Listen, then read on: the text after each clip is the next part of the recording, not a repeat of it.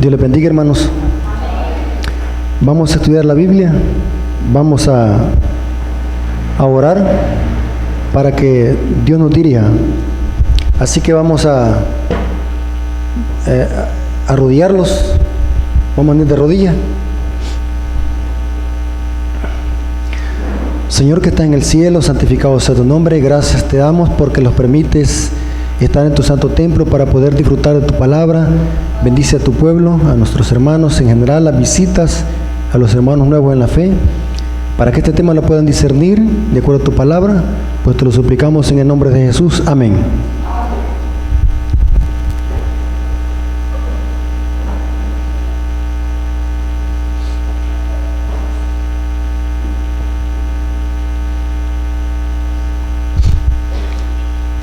Quiero que hablemos acerca del arca del pacto. ¿Qué es el arca del pacto?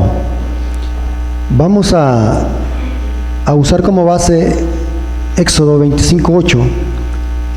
Vamos a notar de que Dios le dijo a Moisés que hiciera un santuario, un tabernáculo. Y ese tabernáculo iba a ser de acuerdo a un modelo que Dios le iba a mostrar en el monte. O sea, Moisés iba a hacer el tabernáculo exactamente y perfectamente de acuerdo a las medidas que Dios le había dicho en el monte. ¿Sí? Éxodo capítulo 25, versículo 8 dice eso. Noten cómo dice: y harán un santuario para mí y habitaré en medio de ellos. Conforme a todo lo que yo te muestre, el diseño del tabernáculo y el diseño de todos los utensilios, así lo haréis. O sea, Moisés no tenía que inventarse nada, sino que todo lo tenía que hacer como exactamente como Dios lo había mostrado. Y saben, hermanos, al estudiar uno el Pentateuco, que son los 5 libros de Moisés, más especialmente el libro de Levítico y el libro de Éxodo, qué perfección llevaba el santuario. Moisés lo hizo todo exactamente, hasta el más mínimo detalle, como Dios se lo había mostrado. Ahora la pregunta es, ¿por qué Moisés lo tenía que hacer igual? Y exactamente igual. Porque ese santuario reflejaba el santuario celestial. Y por medio del santuario celestial, Dios quería mostrar o quiere mostrar cómo Dios resuelve el problema del pecado a nivel universal. O sea, el santuario que hizo Moisés es una copia del santuario celestial. Porque ahí dice, hazme un santuario conforme al diseño. Esa palabra de diseño se podía traducir como maqueta. ¿Saben qué es una maqueta? Los ingenieros a la hora de construir un edificio hacen una maqueta. ¿Qué es? Es una representación en miniatura donde se representa cómo será eso en un plano amplificado para hacer la construcción. ¿Me estoy dando a explicar, hermano? Esa es una maqueta. O sea que Moisés lo que vio fue un diseño, en otras palabras, fue una maqueta o un modelo del santuario ¿qué? Celestial. Porque como el santuario celestial está en todo el universo, Moisés cómo lo podía ver. Así que Dios lo que le hizo es hacerle un modelo o una maqueta para enseñárselo a Moisés, para que así Moisés lo hiciera perfectamente cada detalle. Y eso lo repite el versículo 40. Mira, hazlo conforme al modelo que yo te mostré en el monte. Se lo vuelve a repetir. Hazlo conforme al modelo. Aquí vemos de que Moisés no podía inventarse nada. Y saben algo, hermanos, del santuario hay decenas de libros escritos sobre el santuario. Cada detalle del santuario representaba algo con el plan de salvación y con Cristo. Solo imagínense, hermano, las puertas tenían un significado. Los ángeles bordados en los velos tenían un significado. La mesa de los panes tienen un significado. El altar del holocausto un significado. La sangre, todo, hasta la vestimenta, las piedras del pectoral, la mitra, todo tenía un significado. Por tanto, Moisés tenía que hacerlo perfectamente como Dios lo había ¿qué? Mandado que lo hiciera. ¿A dónde? En el monte. ¿Estamos claros en eso? Ahora, ¿qué tan cierto es que en el cielo hay un santuario? En el libro de Hebreos capítulo 8 nos dice, Hebreos capítulo 8, dice lo siguiente allí el apóstol. Hebreos 8, 1 al 3.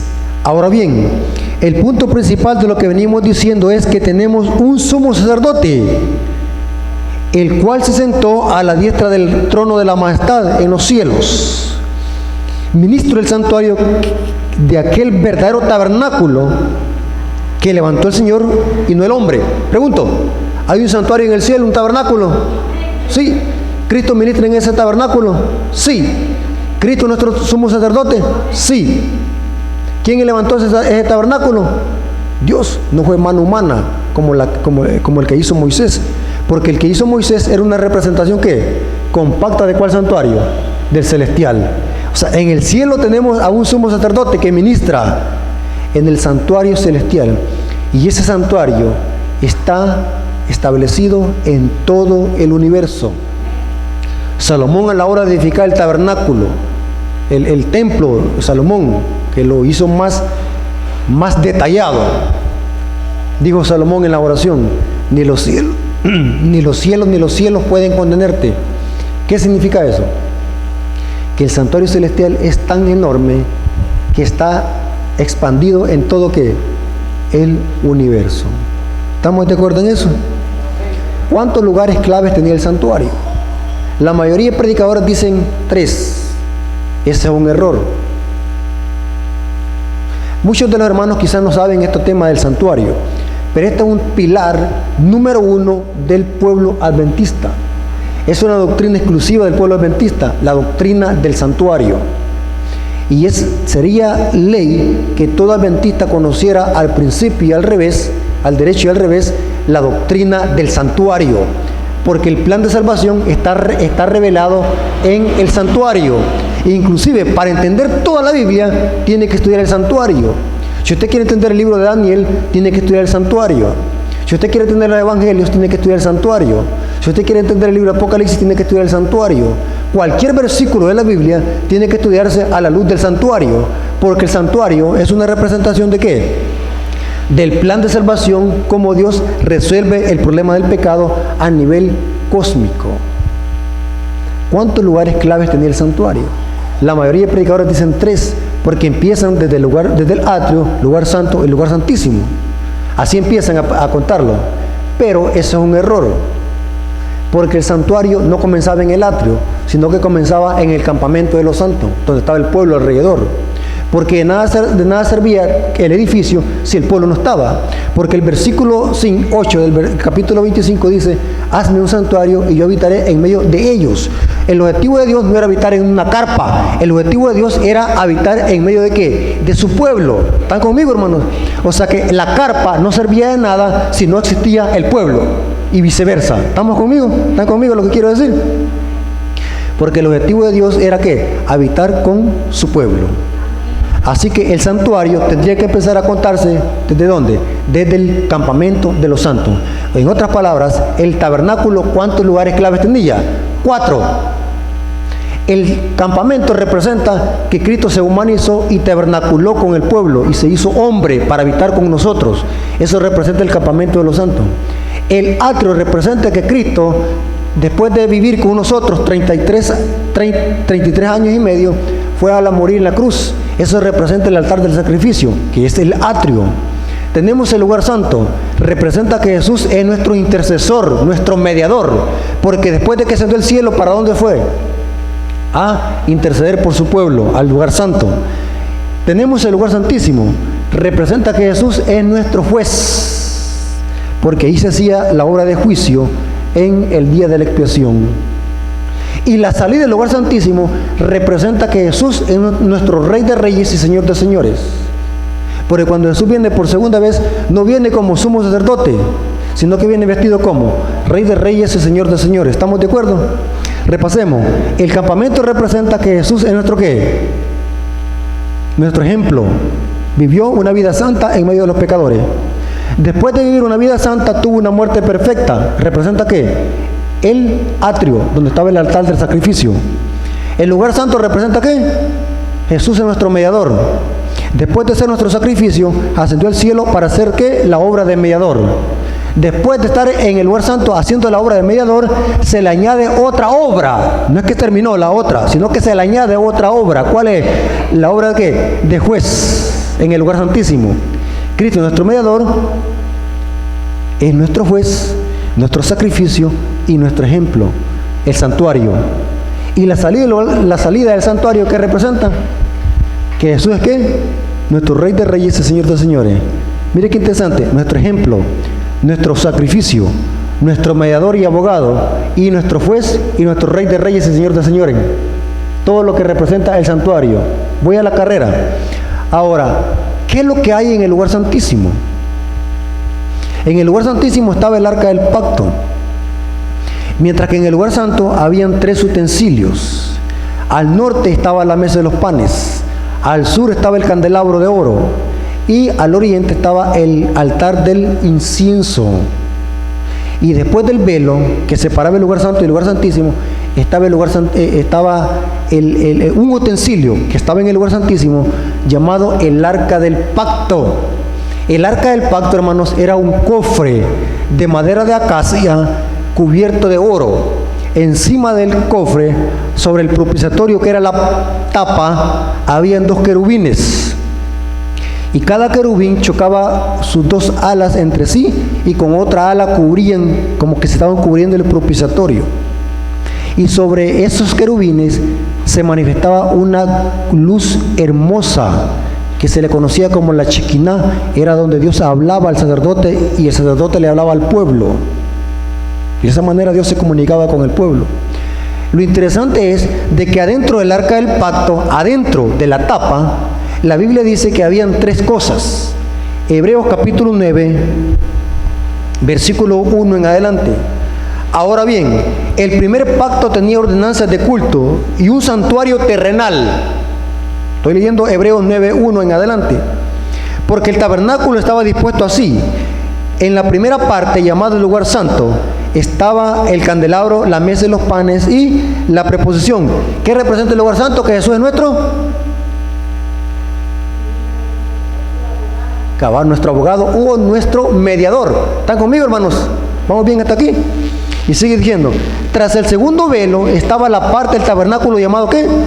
Lugar santísimo, el cual tenía un incensario de oro, el arca del pacto cubierta de oro por todas partes, y en la que estaba una urna de oro que contenía ¿qué? ¿Qué es lo que había dentro del arca del pacto? El maná, la vara de Aarón y las tablas del pacto.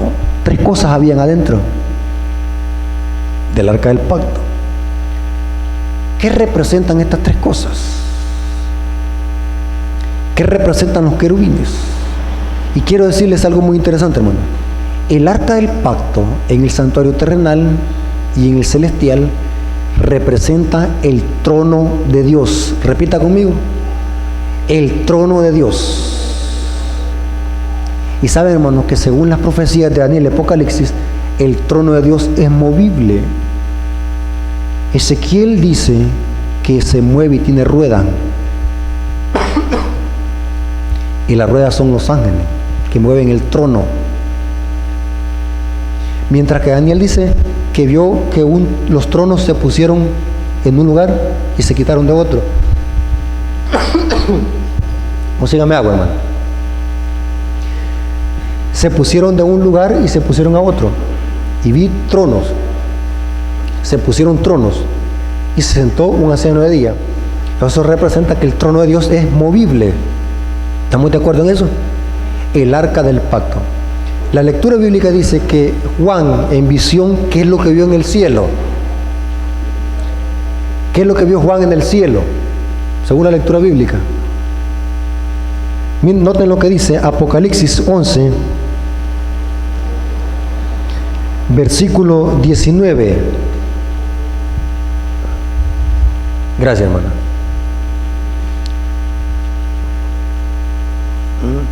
Vengo de la iglesia de la mascota de predicar. Y esta agua así como está, no voy a poder hablar mañana. Tiene que ser agua caliente. Agua tibia, Ahora bien, en la lectura bíblica dice lo siguiente, Apocalipsis 11 y 19 dice, noten lo que vio Juan,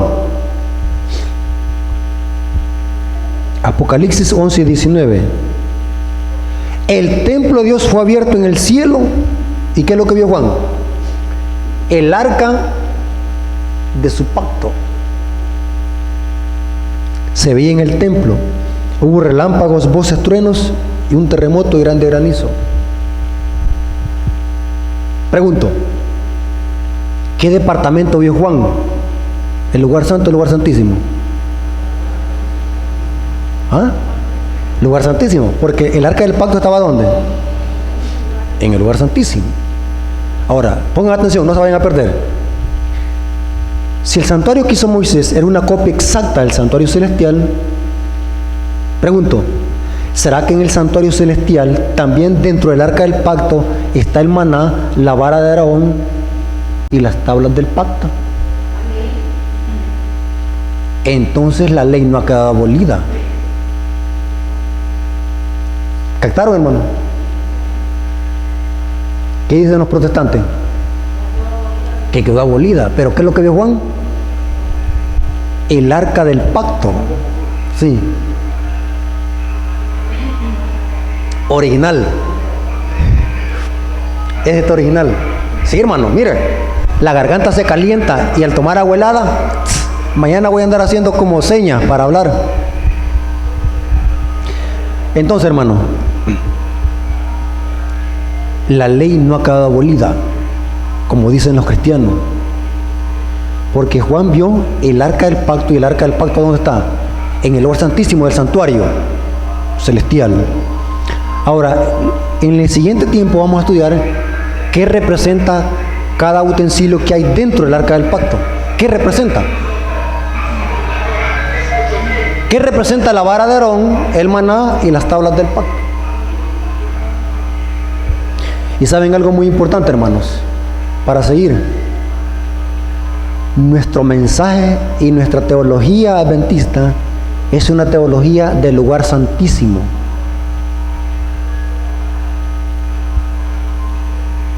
Todas las doctrinas que la iglesia adventista enseña tienen que ver con el lugar santísimo. Pregunto, ¿las demás iglesias creen de que la Biblia es palabra de Dios? Sí.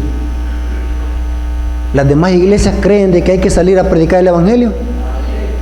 ¿Sabe que eso está representado en el lugar santo con la mesa de los panes, que representa la palabra? El candelabro representa la testificación.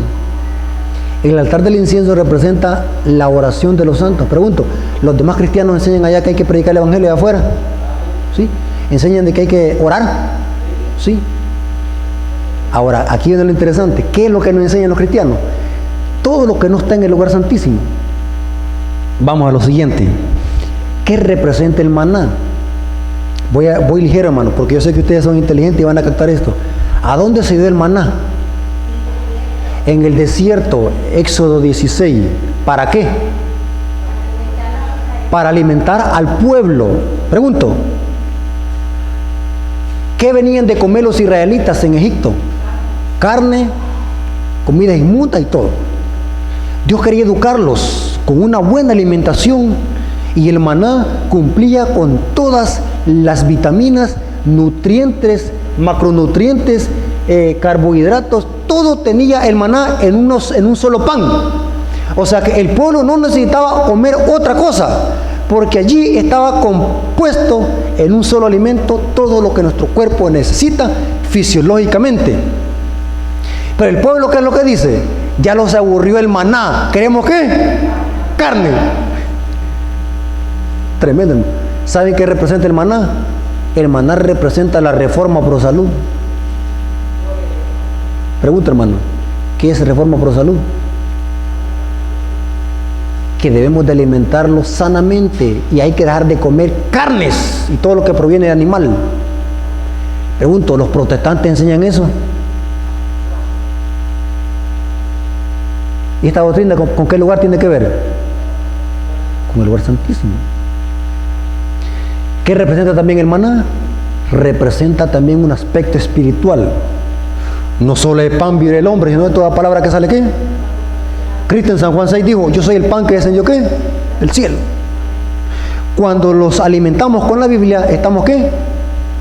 Comiendo maná.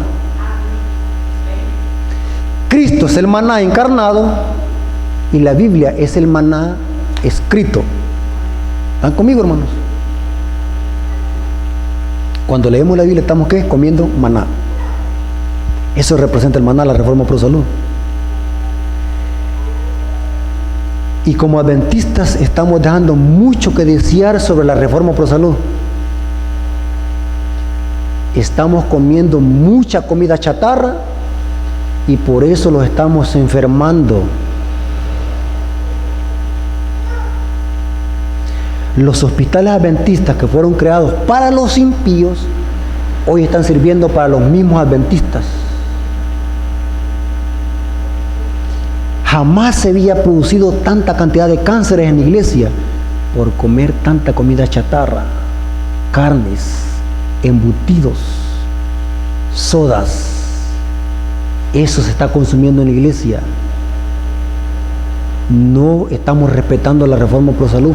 Un mensaje que Dios le ha dado a la iglesia, no a Babilonia. Aunque la iglesia tiene que predicarlo después a Babilonia, pero después que lo asimilemos nosotros. Mire cómo dice Consejo sobre régimen alimenticio, Elena de White, en la página 84. Juan se separó de los amigos y de los lujos de la vida y la sencillez de su vestido. Un manto tejido con pelo de camello era una reprensión permanente de la extravagancia y ostentación de los sacerdotes de su tiempo. Y aquí dice, su comida era estrictamente vegetariana. Tremendo, hermanos. Tengo otro estudio donde demuestro de que la palabra langosta que comía Juan es una mala traducción. La palabra griega tendría que traducirse algarroba, ser una planta. Juan no comía chapulines ni insectos, como muchos predicadores lo han tratado de decir, que la palabra langosta significa chapulín o insecto, sino que era una algarroba. La gramática, eso enseña la gramática. Algarroba es una especie de planta. Ustedes pueden buscar en internet qué es una algarroba. Es una planta que tiene muchas proteínas. ¿Cómo se puede creer que el profeta Dios iba a andar comiendo insectos? Comer insectos es dañino para la salud. ¿Ah? El maná representa la Reforma Pro Salud.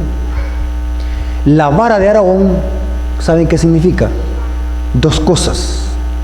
Representa la no inmortalidad del alma y representa el sacerdocio inmutable de Jesús. ¿Se acuerdan cuando la vara de Aarón reverdeció? Una vara seca que por un milagro externo que Dios hizo, la vara reverdeció, dando a entender de que de la familia de Aarón iban a descender ¿quiénes? Los sacerdotes que ministraban en el santuario. La vara de Aarón representa ¿qué? La no inmortalidad del alma. ¿Saben, hermanos? Que en las iglesias protestantes se enseña de que el ser humano por naturaleza es inmortal, que el alma es inmortal. Y según la Biblia, que tengo un tema allí en mi canal donde habla que el alma no es inmortal. Suscríbanse en mi canal en YouTube, Apología Adventista, busquen, el único canal, YouTube, Apología Adventista, donde explico de que nosotros no somos inmortales. El único inmortal es Dios. Para nosotros llegar a ser inmortales solo hay una forma: unirlos a Cristo, que es el único inmortal. Fuera de Cristo el ser humano no es inmortal. Interesante, ¿no? ¿Qué enseñan los protestantes? De que el alma es inmortal y que somos inmortales. Aún después de morir seguimos viviendo en otra esfera, que no morimos. Eso ha preparado el camino para el espiritismo y para la brujería y para toda clase de hechicería que hay en el mundo. Y le siguen los extraterrestres. Son demonios, porque la gente está creyendo que en que el alma es inmortal, y esa es la base ¿para qué? Para el espiritismo y las apariciones de los muertos y de la Virgen María. Si no, eso, ¿sabe qué es eso, hermano? Son demonios personificados. Si a usted le aparece su papá que ya se murió, no es su papá, sino que es un demonio. Porque la Biblia dice que los muertos ¿qué? Nada saben. ¿Están esperando qué? La resurrección. Lo que se va al cielo no es la persona en sí, sino que es el aliento de vida, la facultad de vivir. No es la persona en sí. El alma muere porque el alma es la persona en sí, que significa ser viviente. La vara de Aarón significa la no inmortalidad del alma. ¿Y eso tiene que ver con qué lugar? Con el lugar santísimo. ¿Enseñan eso las iglesias protestantes? No. O sea, en otras palabras, las iglesias protestantes que son Babilonia, ¿hasta dónde han llegado? Hasta el lugar santo. La única iglesia que pasó en 1844, el lugar santísimo, ¿quién fue? Hay una visión de Elena de White en primer escrito, la visión del trono, donde dice que en 1844 dice, hubo un remanente que siguió a Cristo, el lugar santísimo. Y otro grupo se quedó en el trono donde Jesús no, lo había abandonado.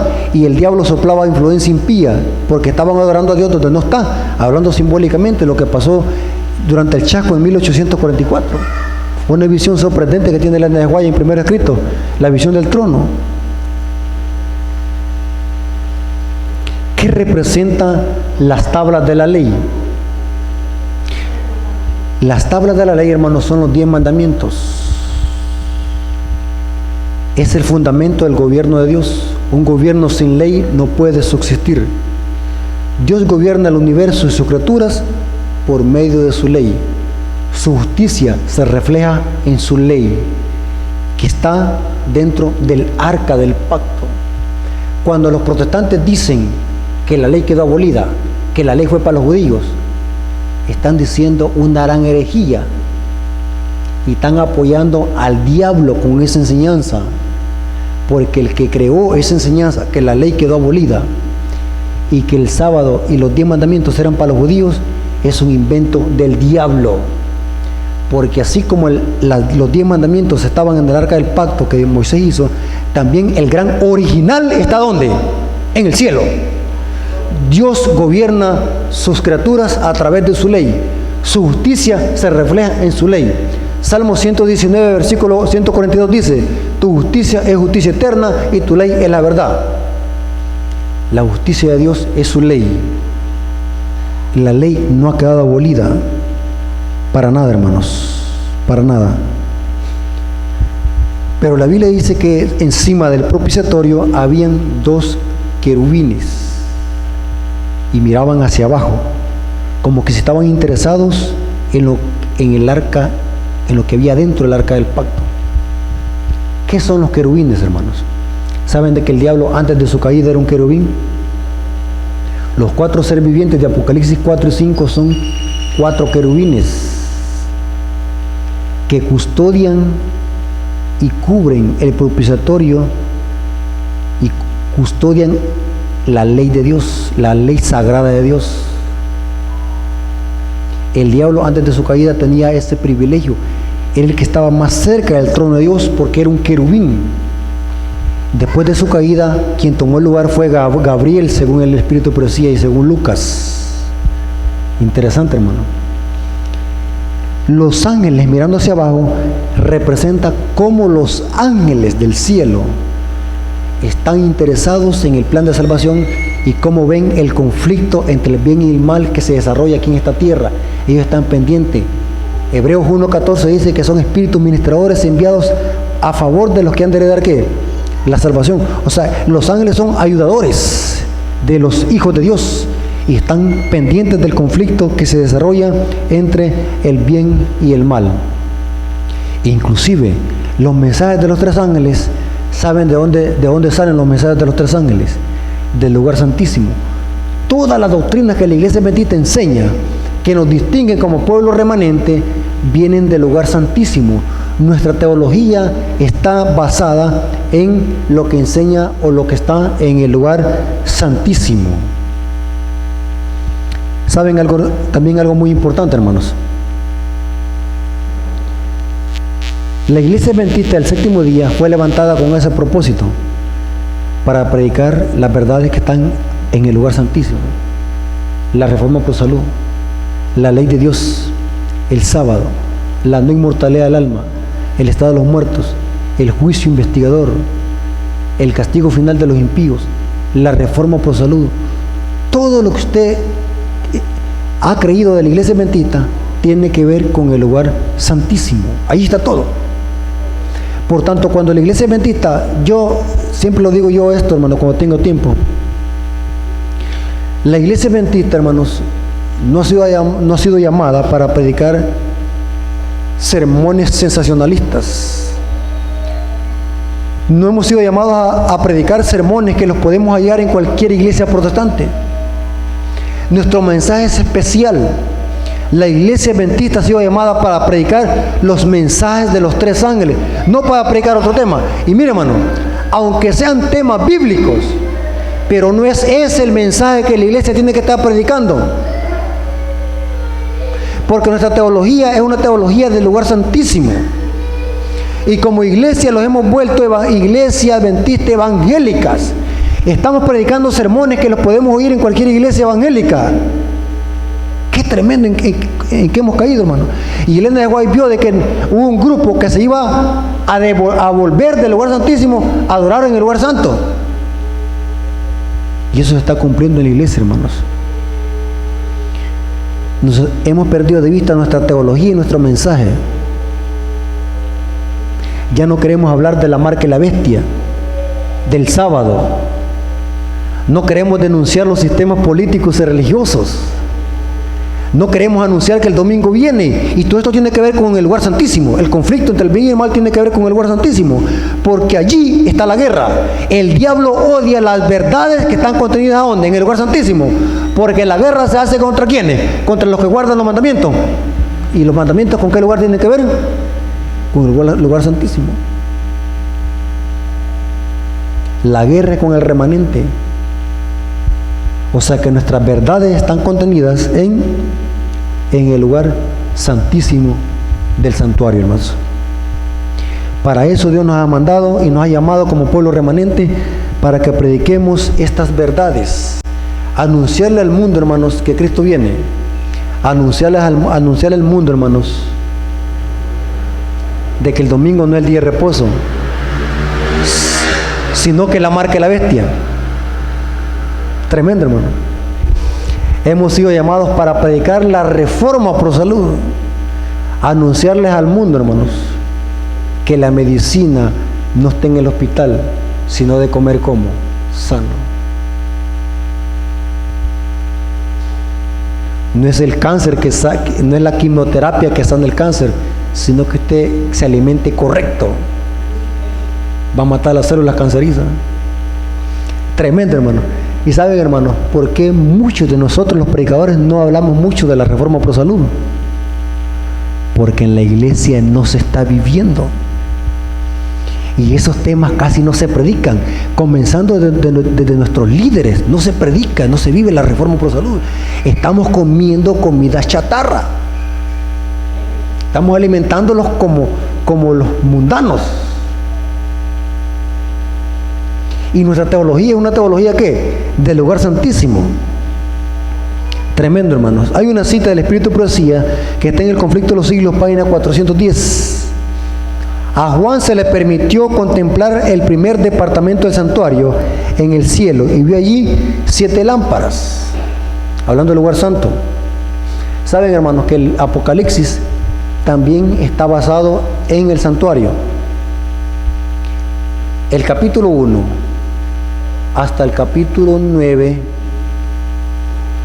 tiene que estudiarlo a la luz del lugar santo. El capítulo 12 hasta el capítulo 22 tiene que estudiarlo a la luz del lugar santísimo. Y los capítulos 10 y 11, que es lo que está en medio, tiene que estudiarlo a la luz del juicio. Porque el capítulo, ponga atención, el capítulo 10 y 11 de Apocalipsis es un interludio que divide el lugar santo y el lugar santísimo. Porque en el capítulo 10 y en el capítulo 11 de Apocalipsis representa lo que pasó aquí en esta tierra cuando Jesús pasó del lugar santo al lugar ¿qué? Santísimo. Ahí se presenta un ángel con un librito y se presenta a Juan que coma el librito. y que profetice otra vez. Es lo que pasó que con los mileritas en el año de 1844. Mire qué interesante. Todo el libro de Apocalipsis está basado ¿qué? En el santuario. Juan ve el candelabro, Juan ve la mesa de los panes, Juan ve el altar del incienso, después se le permite ver el arca del pacto. Santuario. ¿Y cómo alguien va a poder entender las profecías de Daniel y Apocalipsis si no sabe qué es el santuario? ¿Cómo los protestantes van a poder explicar las profecías de Daniel y Apocalipsis si no conocen el santuario? Si todas las profecías están basadas en el santuario, todo. Yo me he quedado impactado, hermano, que cuando leo los profetas Ezequiel, Isaías, todos los profetas mayores y menores, y lo leo a la luz del santuario, todo cuadra, todo cuadra. Toda la Biblia, hermano, está situada en el santuario. Con razón, Elena de White dijo en el libro de Evangelismo, página 165, la comprensión correcta del santuario celestial y del ministerio de Jesús en el santuario es el fundamento de nuestra fe, la doctrina del santuario. Y todos los que han llegado a comprender estas verdades deben de proclamarlas, enseñar estas verdades. ¿A dónde está Cristo en este momento? ¿Qué está haciendo Cristo? ¿Está pronto Cristo de salir del lugar santísimo? ¿Está pronto de terminarse el cierre de la puerta de la gracia? Y somos los únicos que tenemos ese mensaje para predicarlo al mundo antes de que Jesús venga por segunda vez. ¿Quedó claro, hermanos? ¿Quedó claro el tema? ¿No hay ninguna duda? Bueno, hasta aquí llegamos y que la honra y la gloria sea por nuestro Dios. Dios les bendiga.